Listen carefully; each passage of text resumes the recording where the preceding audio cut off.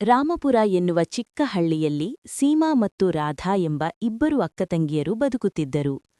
ಅವರಿಗೆ ತಾಯಿ ತಂದೆ ಯಾರೂ ಇರಲಿಲ್ಲ. ಒಬ್ಬರಿಗೊಬ್ಬರು ಮಾತ್ರ ಸಹಾಯವಾಗಿದ್ದರು.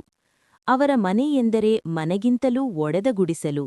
ಗೋಡೆಗಳಲ್ಲಿ ಬಿರುಕುಗಳು, ಮೇಲ್ಛಾವಣಿಯಿಂದ ಮಳೆ ಒಳಬರುತ್ತಿತ್ತು. ಒಳಗೆ 2 ಚಾಪೆಗಳು ಮತ್ತು ಒಂದು ಹಳೆಯ ಚುಲ್ಲೆ ಮಾತ್ರ. ಆದರೂ ಅವರ ಹೃದಯದಲ್ಲಿ ಭರವಸೆಯಿತ್ತು. ಸೀಮಾ ಹೇಳುತ್ತಿದ್ದಳು, ನಾವು ಬಡವರು, ಆದರೆ ಸೋತವರಲ್ಲ.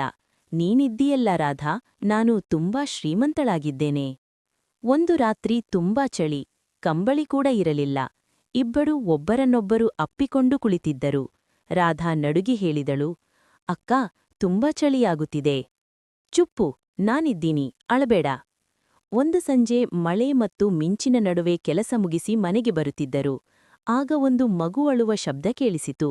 ಅವರು ಹುಡುಕಿ ನೋಡಿದಾಗ ಮಣ್ಣಿನಲ್ಲಿ ಬಿದ್ದಿದ್ದ ಒಂದು ಹೊಸ ಹುಟ್ಟಿದ ಮಗು. ಚಳಿಯಿಂದ ದೇಹ ನೀಲಿ ಬಣ್ಣವಾಗಿತ್ತು.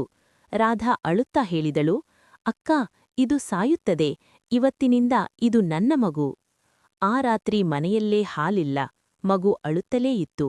ರಾಧಾ, ನಾವು ತಿನ್ನಲೂ ಇಲ್ಲ, ಇದನ್ನು ಹೇಗೆ ನೋಡಿಕೊಳ್ಳೋದು? ಸೀಮಾ ಮಳೆಯಲ್ಲಿ ನೆನೆದು ಮನೆ ಮನೆಗೆ ಹೋಗಿ ಕೇಳಿದಳು, ಸ್ವಲ್ಪ ಹಾಲ್ಕೊಡಿ, ನನ್ನ ಮಗು ಹಸಿದಿದೆ. ಜನರು ಓಡಿಸಿದರು. ಕೊನೆಗೆ ಒಂದು ಅಜ್ಜಿ ಕರುಣೆ ತೋರಿಸಿ ಸ್ವಲ್ಪ ಹಾಲು ಕೊಟ್ಟಳು.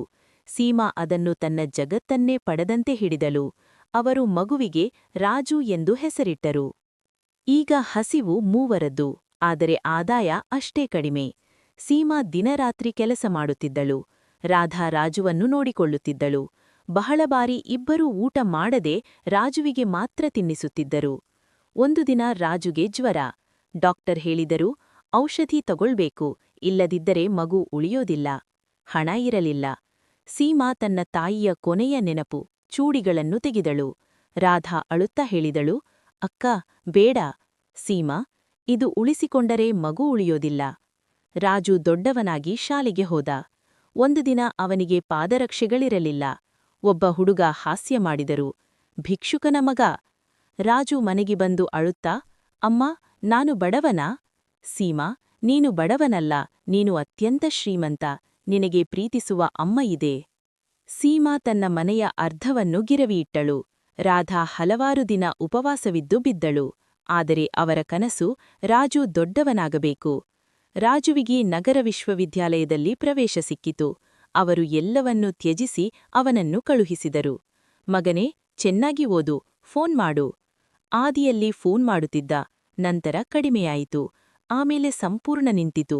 ಸೀಮಾ ಪ್ರತಿದಿನ ಬಾಗಿಲಲ್ಲಿ ಕುಳಿತು ಫೋನ್ ಕಾಯುತ್ತಿದ್ದಳು. ರಾಧಾ, ಅವನೀಗ ದೊಡ್ಡವನಾಗಿದ್ದಾನೆ. ಸೀಮಾ ನಗುತ್ತಾ ಕಣ್ಣೀರಿಟ್ಟಳು. ದೊಡ್ಡವನಾದರೆ ಅಮ್ಮ ಸಣ್ಣವಾಗುತ್ತಾಳಾ? ಸೀಮಾ ತುಂಬಾ ಅಸ್ವಸ್ಥಳಾದಳು. ಅವಳು ಹೇಳಿದಳು, ನನಗೆ ಏನಾದರೂ ಆಯಿತು ಅಂದರೆ ರಾಜುವಿಗೆ ಹೇಳಬೇಡ.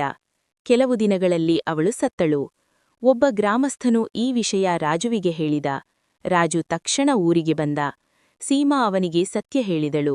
ಅವರು ಹೇಗೆ ಅವನನ್ನು ಕಂಡು ಬೆಳೆಸಿದರು.